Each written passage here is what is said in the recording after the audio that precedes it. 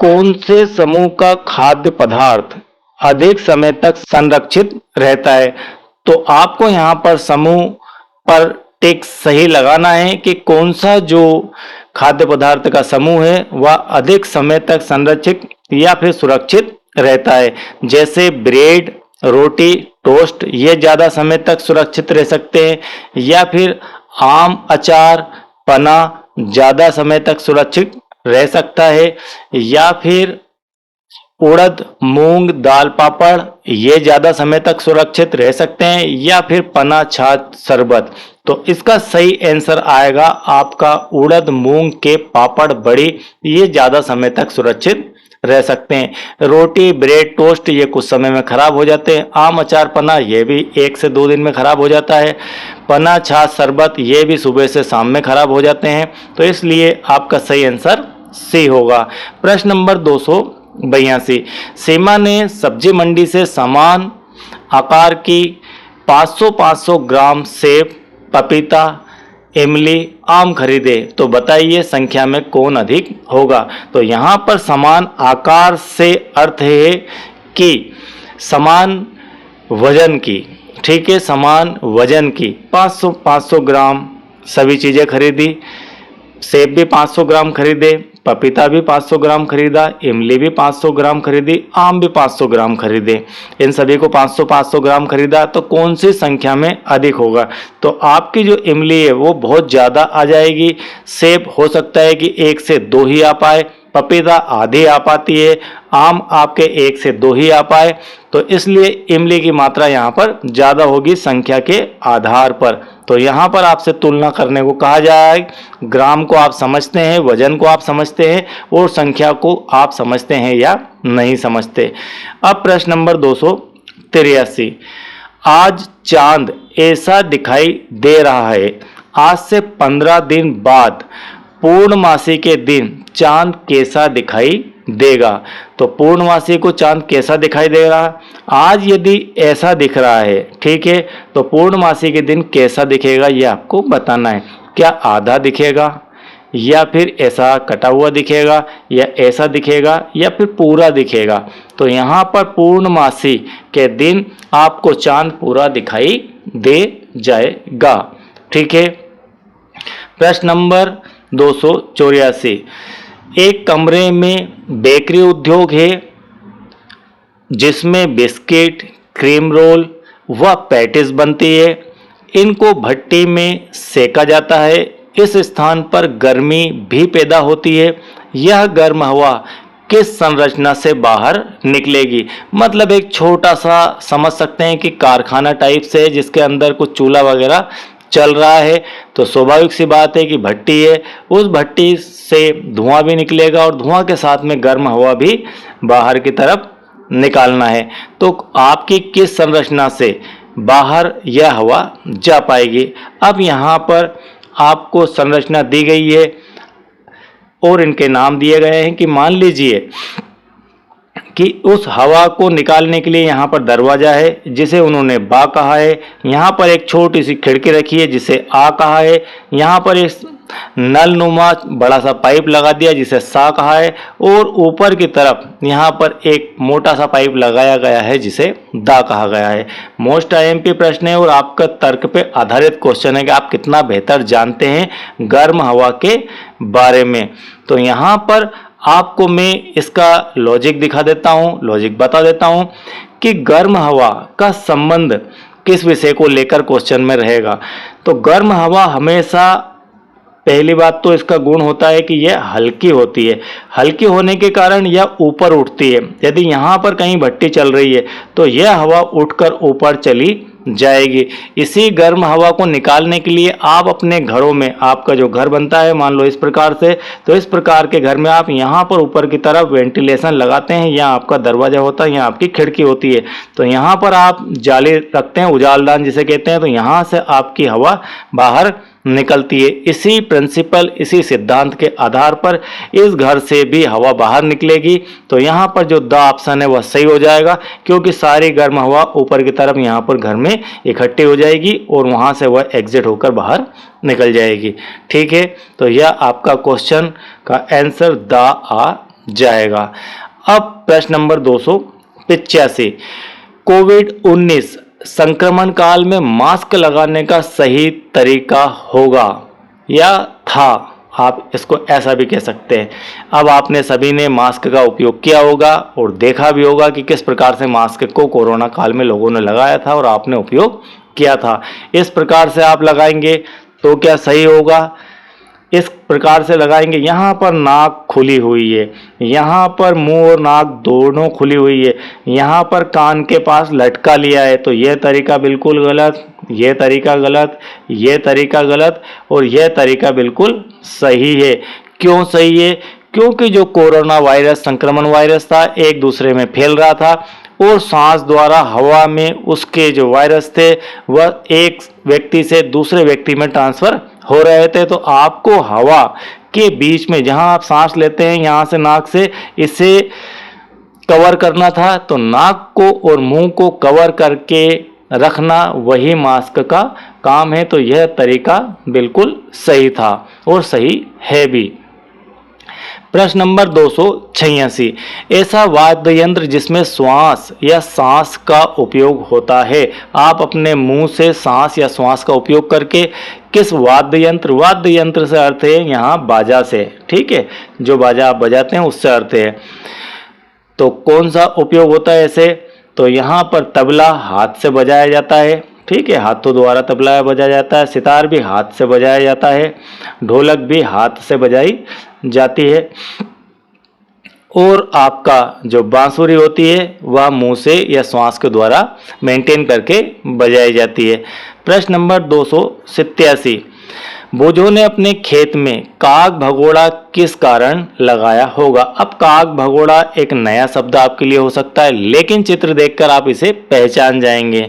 यदि चित्र नहीं दिया है तो काग भगोड़ा थोड़ा सा अटपटा आपको लग सकता है, लेकिन खेतों की मेड़ों पर या खेत के अंदर जानवरों को डराने के लिए इस प्रकार के काग भगोड़े बनाए जाते हैं। इस प्रकार से एक पुराने कपड़े पहनाकर यहाँ पर व्यक्ति जैसा बना दिया जाता है पुतला। इसके हाथ में कभी कभी यहाँ पर लंबे लंबे आपके शर्ट के या कुर्ते के कपड़े भी पहना दिए जाते हैं, तो ये हवा में ऐसे लहराते रहते हैं और पक्षी से देखकर डर जाते हैं और जानवर देखकर भाग जाते हैं, तो इसे काग भगोड़ा कहते हैं। अब ये किस लिए होता है? आदमी को डराने के लिए बिल्कुल नहीं, पशु पक्षियों से खेत की सुरक्षा के लिए बिल्कुल सही, खेत की शोभा बढ़ाने के लिए गलत, पशु पक्षियों को आश्रय देने के लिए यह भी गलत। तो यह आपका बी जो है सही आंसर हो जाएगा।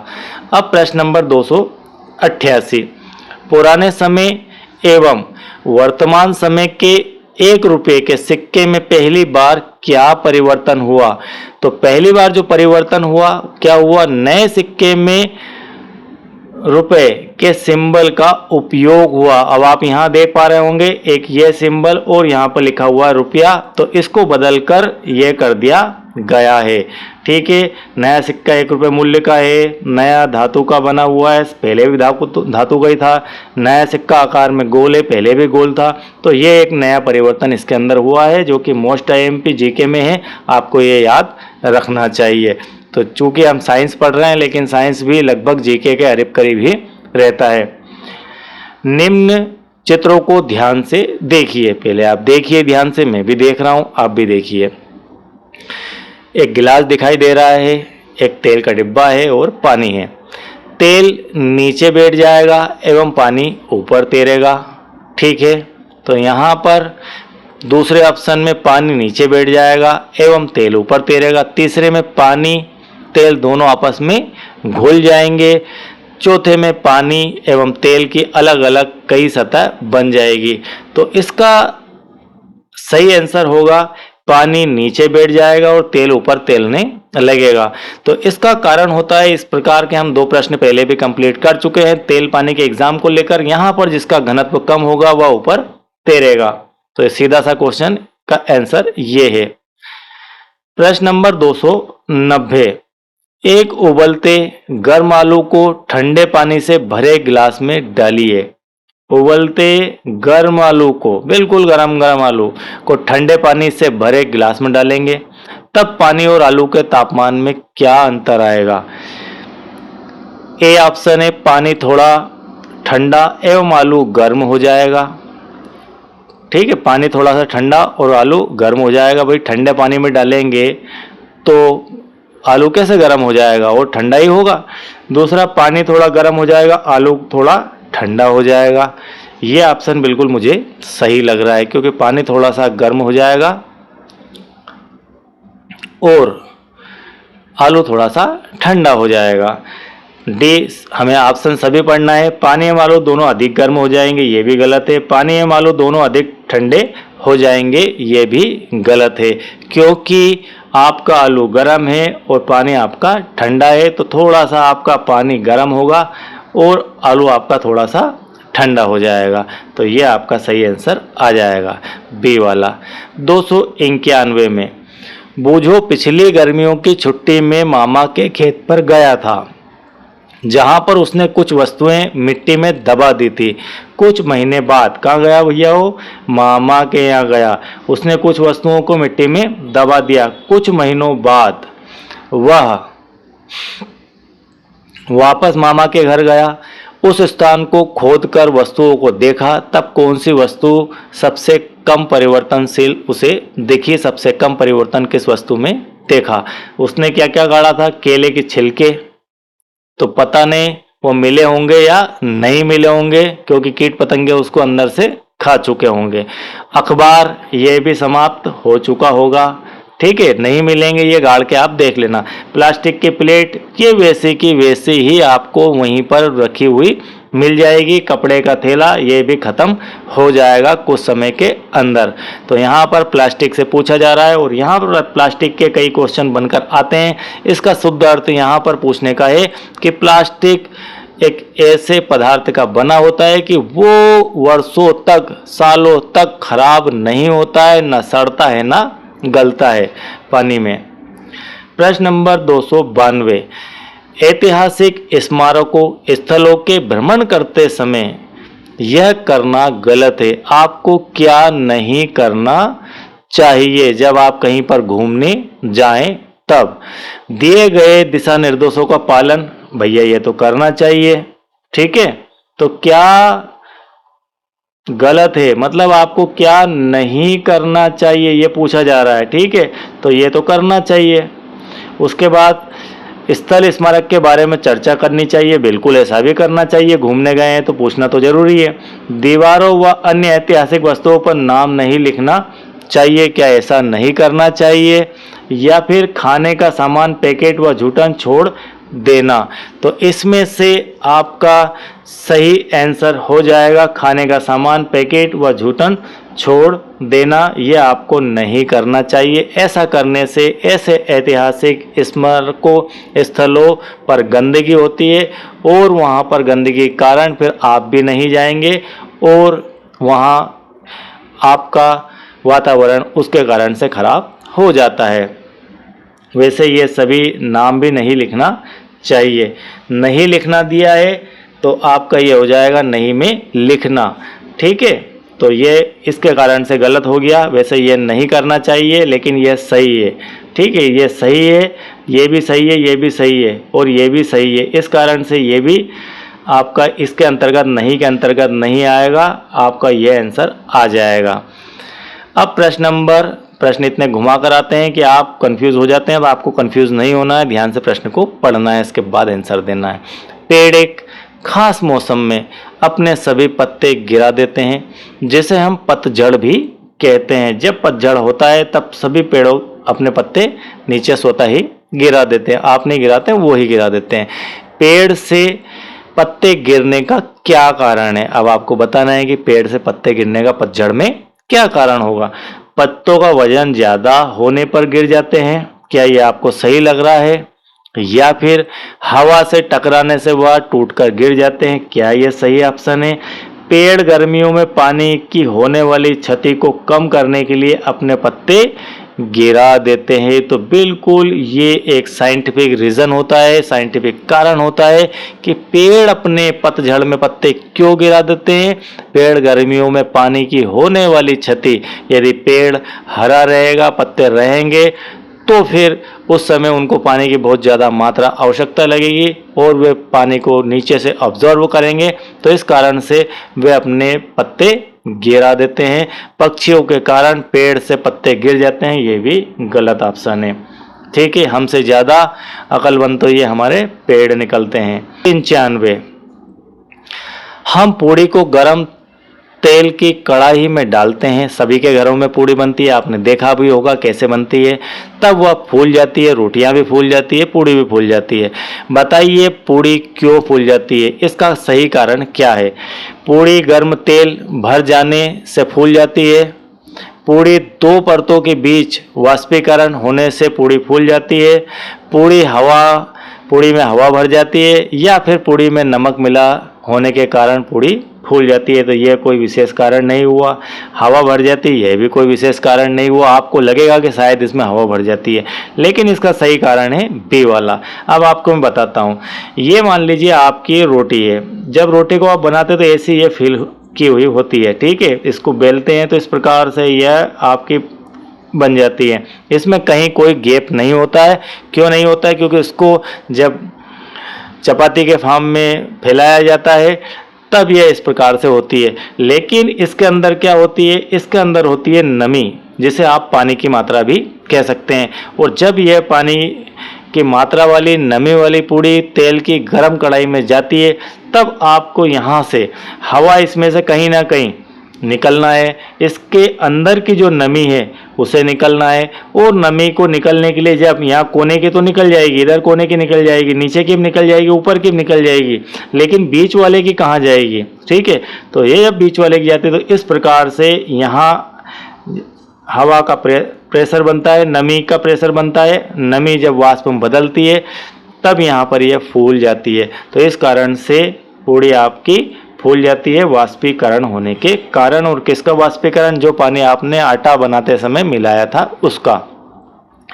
प्रश्न नंबर 296, एक वन्य जीव सोसाइटी की रिपोर्ट के अनुसार गिद्धों की संख्या में 1970 से 2020 में कमी आने का कारण है। किसकी संख्या में कमी आ गई है? गिद्ध की। आप जानते होंगे गिद्ध कौन है?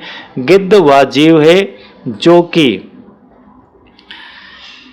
आसमान में उड़ते रहते हैं। जब कोई मवेशी या कोई जानवर मर जाता है और उसे कहीं दूर आप गांव से बाहर फेंक देते थे, उस समय वो गिद्ध वहां से उसे देखकर तुरंत ही आ जाते थे।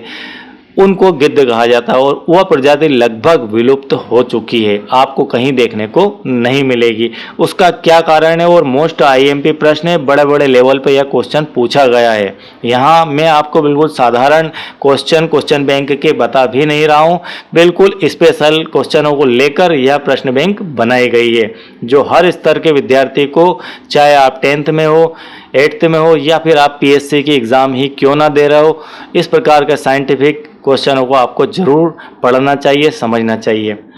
कीटनाशकों का अधिक उपयोग होने के कारण, पेड़ पौधों का अधिक लगने के कारण, तो यह कारण तो नहीं हुआ। जैविक खाद का अधिक प्रयोग, यह भी गलत कारण है। गिद्धों का अन्य देशों की ओर पलायन, यह भी गलत कारण है। सही कारण है उसमें कीटनाशकों का अधिक उपयोग होना। अब कीटनाशकों का उपयोग से गिद्ध की प्रजाति का क्या लेना देना?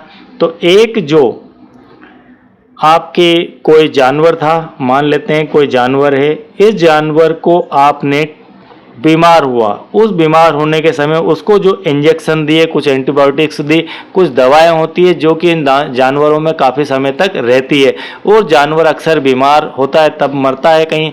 तो वो जानवर जब मरता है उसको कहीं कीटनाशक वगैरह दिए गए हैं और अन्य कोई चीज़ उसने खाई है, उसके कारण से अब गिद्धों ने क्या करा? इसको खा लिया। जब इसे खा लिया तो गिद्धों के शरीर में वो चीज़ पहुंच जाती है, जिसके कारण से गिद्ध मर जाते हैं और उनकी संख्या इस कारण से कम हो गई। ठीक है, अब नेक्स्ट क्वेश्चन है यहाँ पर, ये जो 297 नंबर का प्रश्न है, इसके फल यहाँ पर दिए गए हैं। उपरोक्त फल जिसमें बीज अधिक है, जो पाचक शक्ति को बढ़ाने वाला है, इसके आपको पहचान करना है कौन सा है। तो पाचन शक्ति को बढ़ाने वाला आपका जो फल होता है वह होता है पपीता। ठीक है। और इसमें आपको पहचानना है कहाँ है पपीता, ये पपीता है। तो चित्र दिए गए हैं, लेकिन वैसे भी आपसे बिना चित्र दिए पूछ ले कि पाचन शक्ति को कौन सा फल अधिक बढ़ाता है, तो आपको यहाँ पर पपीता का ऑप्शन ही याद रखना है। अब प्रश्न नंबर 298 उसी चित्र से लिया गया है। इस चित्र में पहचानो जो फलों का राजा है और जो गर्मी में प्राप्त होता है। तो फलों का राजा किसे कहा जाता है? फलों का राजा कहा जाता है आम को। तो आम जो है फलों का राजा है। कहाँ है भैया आम? ये डी ऑप्शन आपका आम सही होगा। 299 जब हम ऐतिहासिक स्मारकों स्थलों का भ्रमण करते हैं तो वहाँ हमें क्या नहीं करना चाहिए? अपना नाम दीवारों पर नहीं लिखना चाहिए, दीवारों में छेद करना चाहिए, या फिर दिए गए निर्देशों का पालन करना चाहिए, जोर जोर से आवाज़ लगानी चाहिए। तो क्वेश्चन में दिए गए निर्देशों का पालन करना चाहिए। तो यहाँ पर क्या करना चाहिए? क्या करना चाहिए? तो दीवार पर नाम नहीं लिखना चाहिए, छेद भी हमें नहीं करना चाहिए, निर्देशों का पालन करना चाहिए, जोर जोर से आवाज़ वहाँ पर नहीं करना चाहिए। तो सी ऑप्शन इसका सही होगा। प्रश्न नंबर 300 सार्वजनिक संपत्ति हमारी संपत्ति होती है, आप बताइए इनकी सुरक्षा करना किसकी जवाबदारी है? तो यहाँ पर इसका सही आंसर हो जाएगा प्रत्येक नागरिक की जवाबदारी है, क्योंकि ये सार्वजनिक संपत्ति है, हम सभी की संपत्ति है। अब प्रश्न है जो अगले आ रहे हैं उसमें आपको इनको देखना है ध्यान से। पहले के पास 3 डिब्बे का, खा एवं गा है। ये का, खा, गा। उसने तराजू पर इनका वजन किया तो तराजू ऐसे दिखाई दिए। चित्र देखकर आपको प्रश्न का उत्तर देना है। एक में ऐसा तराजू दिखा, एक में ऐसा दिखा और एक में ऐसा दिखा। बताइए का, खा, गा तीनों में से किस डिब्बे का वजन सबसे अधिक है? तो यहाँ पर किसका वजन सबसे अधिक है? तो यहाँ पर आपका बाट ऊपर है और ये आपका डिब्बा नीचे है, तो इसके कारण से आपका ये गा वाला आंसर सही हो जाएगा। अब किस डिब्बे का वजन बाट के बराबर है? बराबर देखो यहाँ पर, बराबर, ये बिल्कुल बराबर दिख रहा है, मतलब का वाला आंसर इसका सही आ जाएगा, बराबर में का वाला। और अगला प्रश्न है किस डिब्बे का वजन सबसे कम है? तो जिसका वजन कम है वो यहाँ पर है और बाट आपका नीचे की तरफ है। जब बाट आपका नीचे की तरफ है तो वजन इसमें कम है, इसमें बराबर है और इसमें डिब्बे का ज़्यादा है। तो इसका आंसर हो जाएगा आपका खा वाला। ठीक है। अब प्रश्न नंबर 304 आप बाजार में निम्नानुसार वस्तुएं खरीदते हैं और इन्हें अलग अलग थैलियों में रखते हैं।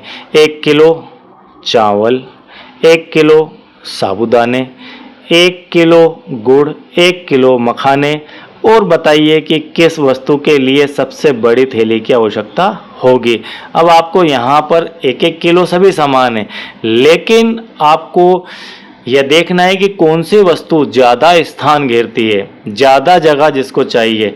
क्या 1 किलो चावल को ज़्यादा जगह चाहिए, या 1 किलो मखाने को ज़्यादा जगह चाहिए, या फिर 1 किलो गुड़ को ज़्यादा जगह चाहिए, या 1 किलो साबुदाने को ज़्यादा चाहिए? तो आपने मखाने देखे होंगे, ये बहुत ही हल्के होते हैं, बहुत ही हल्के होते हैं। अगर हाथ में रख ले आप एक मुट्ठी तो आपको पता ही नहीं चलेगा कितने हैं, मतलब कितने कुछ ग्राम में पता चलेगा। तो 1 किलो में ढेर सारे आ जाते हैं। जैसे परमल की थैली, आपने परमल लाए होंगे तो परमल कितने सारे आते हैं, ये बड़ी थैली आती है। ठीक है। तो परमल, मखाने, अगर इसकी जगह परमल कर दे तो आंसर परमल आ जाएगा। तो मखाने 1 किलो रखने के लिए आपको बहुत ज़्यादा बड़ी थैली की आवश्यकता होगी। ओके। 305 आप बताएं किस वस्तु के लिए सबसे छोटी थैली की आवश्यकता होगी। अब इसमें से आपको देखना है कि सबसे कम जगह कौन सी थैली, कौन सी चीज़ घेरेगी। तो यहाँ पर आपको आंसर देना है चावल। ठीक है, चावल सबसे कम जगह घेरेगा, उसमें आपका छोटी थैली की आवश्यकता लगेगी। गुड़ में थोड़ी बड़ी, साबुदाने में थोड़ी ज़्यादा जगह रहती है। प्रश्न नंबर 306 बताइए किन दो वस्तुओं के लिए लगभग समान थैली की आवश्यकता होगी। अब 2 ही आपके पास चीज़ बची है, तो यहाँ पर कौन कौन बचे हैं? एक तो साबुदाने और एक चावल। इन दोनों के लिए आपको लगभग समान थैली की ही आवश्यकता होगी। नेक्स्ट है 307। ये थोड़ा सा इस प्रश्न से विरोधाभास रखता है, लेकिन ठीक है, प्रश्न पूछा गया तो हम आंसर उसका दे देते हैं। 307, नीचे दी गई आकृतियों में चंद्रमा की विभिन्न कलाएं प्रदर्शित की गई है। अब बताइए कि पूर्णिमा से अमावस्या की ओर चंद्रमा की स्थिति के लिए कौन सा विकल्प सही है। किधर से किधर जाना है हमें? हमें जाना है पूर्णिमा से अमावस्या की ओर, और चंद्रमा की स्थिति कौन सा विकल्प सही होगा। ठीक है, 1 2 3 4। तो पूर्णिमा के दिन क्या होता है? पूर्णिमा के दिन आपका पूरा चांद होता है। 1 नंबर, पूर्णिमा को पूरा चांद, पूर्णिमा की यह स्थिति है। अब आपका इसके बाद क्या होगा? थोड़ा कम होगा, तो ये दूसरी नंबर पर जाएगा, तीसरे पे ये आ जाएगा और चौथे पे ये आ जाएगा। तो खा, घा, गा और का, ये स्थिति कहाँ पर है? ये ऑप्शन कहाँ मिलेगा आपको? ये ऑप्शन आपको मिल गया बी के अंदर। ठीक है, तो ये आपका सही हो जाएगा। तो इस प्रकार के प्रश्न भी आपसे पूछे जाते हैं। कॉम्पिटिटिव एग्जाम का स्तर बहुत बढ़ चुका है, इसलिए आपको हर प्रकार के प्रश्न याद होना चाहिए और उनका पैटर्न समझ में आना चाहिए। अब अगला है यहाँ पर इसी प्रकार का, नीचे दी गई आकृतियों में चंद्रमा की विभिन्न कलाएं प्रदर्शित की गई। अब बताइए अमावस्या से पूर्णिमा के दिन, तो इसका जस्ट अपोजिट। ठीक है, तो 1 नंबर पर ये, 2 नंबर पर ये, 3 नंबर पर ये और 4 नंबर पर ये पूर्णिमा को पूरा चांद हो जाएगा। तो घा से स्टार्ट होगा। अब आपका घा से कहाँ स्टार्ट हो रहा है? तो आप देख लीजिए, ये बी वाला स्टार्ट हो रहा है। 309, बोझों ने गर्मी के दिनों में कांच के गिलास में और पहेली ने स्टील के गिलास में समान मात्रा में दूध लिया और दोनों ने अपने अपने गिलास रात भर फ्रिज से बाहर रख दिए। आप बताइए निम्न में से कौन सा कथन सही है। गर्मी के दिनों में कांच के गिलास में और पहेली ने स्टील के गिलास में समान मात्रा में दूध लिया और दोनों ने, और समय कौन सा चल रहा है? गर्मी को दिनों में, फ्रिज में नहीं रखा है, बाहर रखा है। ठीक है, अब कांच के गिलास का दूध पहले फट जाएगा। ओके, स्टील के गिलास का दूध पहले फट जाएगा। दोनों गिलास का दूध साथ में फटेगा, दोनों गिलास का दूध नहीं फटेगा। अब आपको यहाँ पर यह देखना है कि कौन से गिलास का दूध फट जाएगा, या पहले फटेगा या बाद में फटेगा या नहीं फटेगा या साथ में फटेगा। तो स्टील का जो गिलास है उसका दूध सबसे पहले फटेगा कांच के गिलास की अपेक्षा। यह आपको विशेष रूप से ध्यान रखना है कि मेटल के अंदर यदि दूध रखा हुआ है, कोई भी धातु की पात्र है उसमें कहीं रखा हुआ है दूध, तो वो पहले फटेगा कांच वाला भी, लेकिन वो बाद में फटेगा। ये क्रिया यहाँ पर तेज करके और फट जाएगा। अगर आप इसे फ्रिज में रखते हैं तो ये नहीं फटता, गर्मी के कारण उसकी क्रिया तेज हो जाती है। अब प्रश्न नंबर आपका है यहाँ पर 310। आपके पास एक टेबल टेनिस की गेंद, एक क्रिकेट की गेंद है। आपका साथी अपनी बॉल को आसमान की ओर तेजी से फेंकता है, तो क्या होगा आपको यह बताना है। ठीक है, रबर की गेंद ज़्यादा ऊपर जाएगी। 2 प्रकार की गेंद है, टेबल टेनिस की है और एक क्रिकेट की गेंद है। दोनों को फेंका तो कौन सी ऊपर जाएगी? रबर की गेंद ज़्यादा ऊपर जाएगी, प्लास्टिक की गेंद ज़्यादा ऊपर जाएगी, या फिर दोनों समान ऊंचाई पर जाएगी, या फिर उपयुक्त में से कोई नहीं। तो इसका जो सही आंसर है वह है रबर की गेंद ज़्यादा ऊपर जाएगी। ठीक है, वह वजन में हल्की होती है इसलिए ऊपर जाएगी। आई होप कि यह वीडियो आपको बिल्कुल क्लियर समझ में आ गए होंगे। और यदि आप चैनल के साथ नए हैं, मैं बच्चों से भी कह रहा हूं और मेरे शिक्षक साथी यदि मुझे सुन रहे हैं तो उनसे भी कह रहा हूं कि यदि आप चैनल के साथ नए हैं और आपने चैनल को अब तक एक बार भी सब्सक्राइब नहीं किया है तो चैनल को सब्सक्राइब कीजिए और वीडियो को देखने के बाद लाइक ज़रूर कीजिए।